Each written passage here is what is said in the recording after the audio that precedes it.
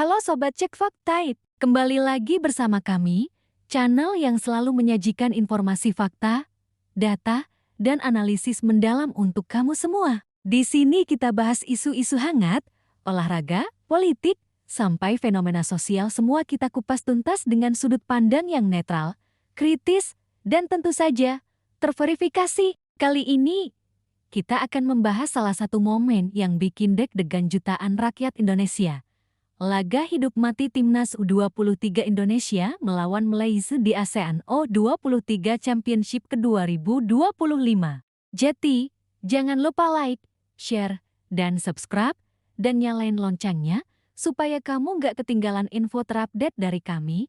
Cek Faktaid karena kebenaran itu butuh data, bukan hanya kata. Kenapa pertandingan ini penting? Siapa saja pemain kunci? Seberapa siap Garuda Muda menghadapi Harimau Malaya? Dan bagaimana peluang kita ke semifinal? Semuanya akan kita ulas panjang lebar di video ini. Stadion Utama Gelora Bung Karno GBK, Jakarta. Ia adalah panggung unjuk rasa, kebanggaan kolektif, bahkan penawar getir di tengah peliknya masalah negeri. Identitas pemain yang cedera sengaja disimpan rapat demi menjaga psikologis lawan dan publik. Kami harus tahu lebih dulu apa yang sebenarnya terjadi, ujarnya diplomatis. Maka tidak heran, laga Indonesia melawan Malaysia selalu berbalut gengsi yang membuncah, apalagi beberapa pemain andalan baru saja pulang dari agenda klub yang juga menguras tenaga. Van den Burg menyiapkan opsi rotasi, meski kualitas pemain pengganti kerap jadi perdebatan di kalangan pengamat. Mereka ingin menang dengan cara elegan, lewat permainan terorganisir, bukan sekadar mengandalkan emosi. Tiket ke Piala Dunia barangkali terlalu jauh, tetapi jati bagian skuad senior jelas mimpi semua pemain U23. Van den Burg pun siap jika semua pemainnya dibutuhkan. Lini depan mereka dikenal agresif, sementara lini pertahanan sering jadi sorotan karena kerap meninggalkan celah di transisi. Bagi Garuda Muda, celah ini bisa jadi kunci membongkar pertahanan rival. Sebaliknya, jika lengah, tekanan dari tribun bisa jadi beban mental. Dalam beberapa uji coba, Rafli menunjukkan visi bermain yang matang, menjadi penghubung antar lini yang efektif. Kehadirannya memungkinkan Van den Burg memainkan skema rotasi gelandang dengan fleksibel. Kalau bicara statistik, Indonesia dan Malaysia di kelompok usia muda punya rekor yang saling menyalip. Dalam 10 pertemuan terakhir Timnas U23 di berbagai turnamen Asia Tenggara, Indonesia unggul tipis dengan 5 kemenangan, 3 hasil imbang, dan 2 kali kalah. Jadi, pressing harus rapi, terutama di lini tengah, kata Bima Sakti dalam sebuah wawancara podcast. Komentar ini merujuk pada rumor beberapa nama inti yang kabarnya masih setengah fit. Kekhawatiran lain soal wasit juga mencuat. Kalau lawan Malaysia, harus siap mental. Menang atau kalah, semua mata akan menilai seberapa jauh mental bertanding pemain muda ini terbentuk. Dan menang atau kalah, supporter tetap di belakang mereka karena mimpi sepak bola Indonesia tidak selesai di satu pertandingan. Bagi Van den Burg, pemainnya, dan jutaan pendukung, malam itu adalah panggung untuk membuktikan satu hal. Mimpi bisa tumbuh dari stadion yang sama, berulang kali, asal semangatnya tetap dijaga. Dan bagi kita semua mari tetap dukung dengan cara elegan. Karena seperti kata Van den Burg, rivalitas itu panas, tapi hormat pada lawan jauh lebih penting. Wasit kadang bikin panas, jangan terpancing, kata akun lain. Apakah Garuda Muda bisa amankan tiket semifinal dengan gaya meyakinkan, atau justru Harimau Malaya yang membuat kejutan? Sejarah bentrok Indonesia-Malaysia memang kadang diwarnai keputusan kontroversial di lapangan. Terlepas dari satu pertandingan, publik berharap ASEAN U23 Championship jadi batu loncatan regenerasi timnas. Dalam beberapa tahun terakhir, PSSI mulai menunjukkan arah pembinaan yang lebih serius, mulai dari kompetisi usia muda, pembinaan SSB, hingga kebijakan menit bermain U23 di Liga Pertama. Sementara analis lain, Ropan Royan, menekankan peran supporter. Main di GBK itu tekanan sekaligus bonus. Kalau anak-anak muda ini bisa tahan mental, dukungan puluhan ribu orang akan jadi bensin. Tapi kalau grogi, bisa jadi bumerang, ujarnya. Di media sosial, dukungan membanjir. Tagar Garuda Muda menang sempat trending di platform ke-10 Twitter. Ribuan fans mengunggah foto, video, hingga chant dukungan.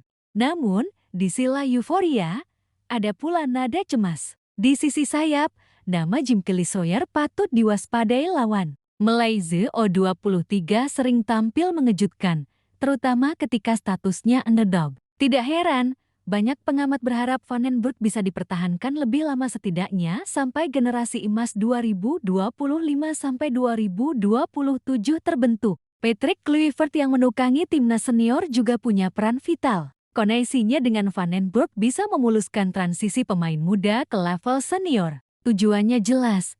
Indonesia tidak hanya berjaya di ASEAN, tetapi juga bisa berbicara di level Asia, bahkan dunia. Senin malam nanti, peluit wasit di Gelora Bung Karno bukan sekadar tanda kick-off. Ia adalah tanda dimulainya pertaruhan. Harga diri, tiket semifinal, sekaligus evaluasi pembinaan sepak bola Indonesia. Tapi itu jelas skenario yang tidak diinginkan siapapun. Sebab, di babak semifinal, status juara grup akan menentukan lawan yang dihadapi. Menghindari tim unggulan dari grup sebelah jadi tujuan taktis yang patut dipertimbangkan. Beberapa analis sepak bola nasional punya pandangan senada.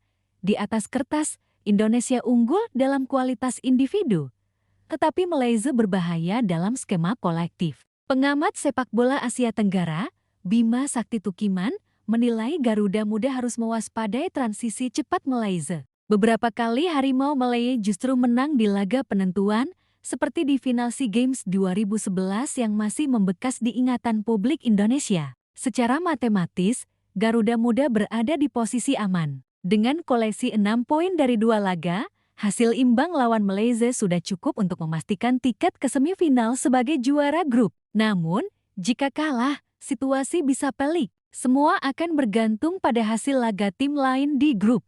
Kecepatan, dribble menusuk, dan kemampuan duel 1 lawan 1 menjadikannya momok bagi fullback Malaysia. Jika Sawyer bisa menembus pertahanan sayap lawan, crossing matang atau cutback mendatar bisa jadi senjata mematikan. Van den Broek paham betul, pertarungan sesungguhnya terjadi di lini tengah. Menguasai bola dan tempo permainan jadi senjata ampuh untuk menekan Malaysia. Maka, pilar di sektor gelandang jadi sorotan. Kalau mereka butuh semua pemain saya untuk ke Piala Dunia, silakan. Saya tidak masalah, ujarnya setengah bercanda, setengah serius. Berbicara Malaysia, skuad Harimau Malaysia U23 bukan lawan enteng. Mereka datang dengan misi wajib menang jika ingin lolos ke semifinal. Situasi inilah yang membuat laga diprediksi berjalan terbuka. Yang menarik, latihan timnas U23 beberapa hari terakhir juga dipantau Alex Pastor, asisten pelatih timnas senior Indonesia.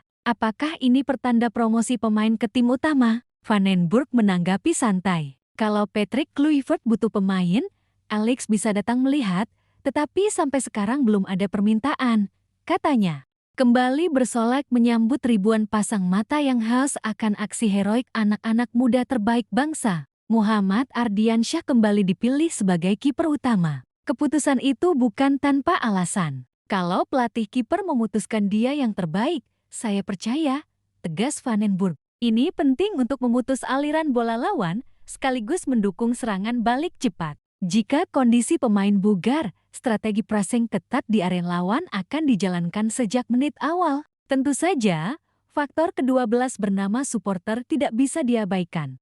Ribuan pendukung akan memadati GBK malam nanti. Koreografi megah, chant lantang, hingga dentuman drum jadi penanda bahwa sepak bola Indonesia punya fondasi massa yang tak pernah surut. Sejarah mencatat, setiap bentrok di lapangan hijau selalu memercikan drama. Dari supporter di tribun hingga headline di media, Van den Broek yang pernah merasakan panasnya duel Belanda-Jerman atau Belanda-Belgia, memahami atmosfer itu. Ia pun menegaskan pentingnya menjaga respek. Negara yang berdekatan pasti punya tensi tinggi. Yang terpenting adalah kami menghormati Malaysia dan mencoba mengalahkan mereka dengan cara kami sendiri, katanya. Bagi pelatih berpaspor Belanda itu, kepercayaan antar staf adalah fondasi tak tergantikan. Meski hasil imbang sudah cukup mengantar Indonesia ke semifinal, kemenangan tetap menjadi harga diri. Namun, menjaga gawang tetap steril dari kebobolan di laga panas kontra Malaysia jelas tantangan berbeda. Nama Robbie Darwish juga kembali mencuri perhatian. Bek muda ini dikenal memiliki lemparan ke dalam sejauh roket, senjata yang sempat berbuah gol krusial di laga sebelumnya. Namun, Van den Burg menolak Robbie hanya dikenal lewat keistimewaan itu. Kalau lemparannya jati senjata tambahan, itu bagus. Tetapi yang lebih penting, dia adalah salah satu pemain kunci, tandasnya. Pernyataan ini seolah mengingatkan publik bahwa talenta Robbie melampaui headline media. Stamina prima, visi bermain, serta kemampuan bertahan jadi paket lengkap yang membuatnya tak tergantikan di lini belakang Garuda Muda. Pernyataan singkat, tetapi syarat makna. Kemenangan tidak hanya soal poin, tetapi juga mental, reputasi, dan sinyal bahwa Indonesia patut diperhitungkan di level Asia Tenggara. Dalam sepak bola Asia Tenggara, tidak ada laga yang terasa biasa ketika berjumpa Malaysia. Rivalitas keduanya seolah mewarisi tensi panas pertandingan negara-negara Eropa yang pernah dilakoni Van den Burg semasa membela timnas Belanda. Pada Senin malam, 21 Juli tahun 2025, panggung megah itu menjadi saksi perjuangan timnas U23 Indonesia menghadapi rival klasik, Malaysia, di laga terakhir grup A ASEAN U23 Championship ke-2025.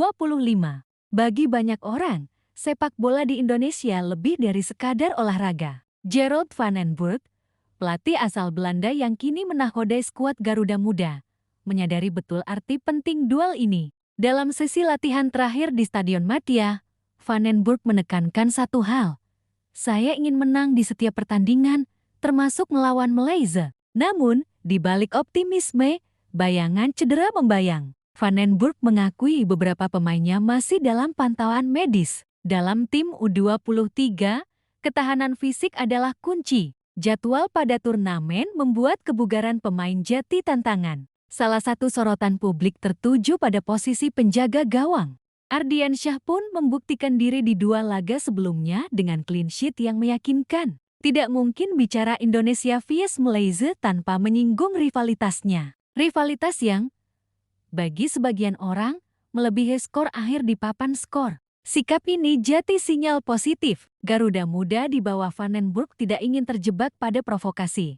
Bagi para pemain muda, kehadiran Pastor jadi motivasi ganda. Malaysia punya reputasi sebagai tim yang cepat beradaptasi dengan tempo tinggi. Dengan skema 4-3-3 yang fleksibel, Van den Burg diyakini akan menurunkan gelandang jangkar yang mobil.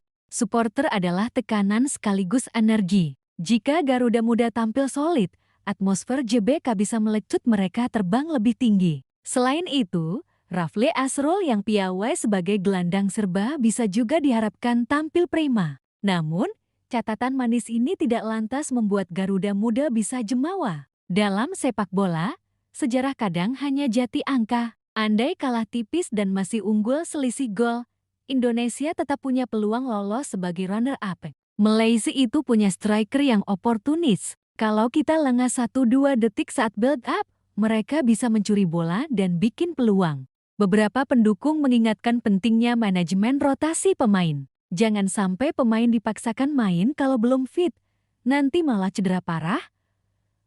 Tulis akun @IndoFootballFans. Pelatih Van den Burg sendiri bukan nama sembarangan. Pengalamannya di Eropa diharapkan menularkan mantel disiplin dan gaya bermain modern ke pemain muda Indonesia. Menang atau kalah, publik berharap Garuda Muda tampil Spartan. Nah, Sobat Cek Fakta, itulah fakta lengkap jelang laga panas timnas U23 Indonesia kontra Malaysia. Kita tunggu sama-sama, tetap dukung dengan sportif, dan kalau mau update info terbaru, pantengin terus kanal ini. Jangan lupa like, share, dan subscribe Cek Fakta karena di sini, fakta bicara, rumor kita saring, dan kebenaran jadi prioritas. Sampai jumpa di video berikutnya. Salam Garuda, salam fakta.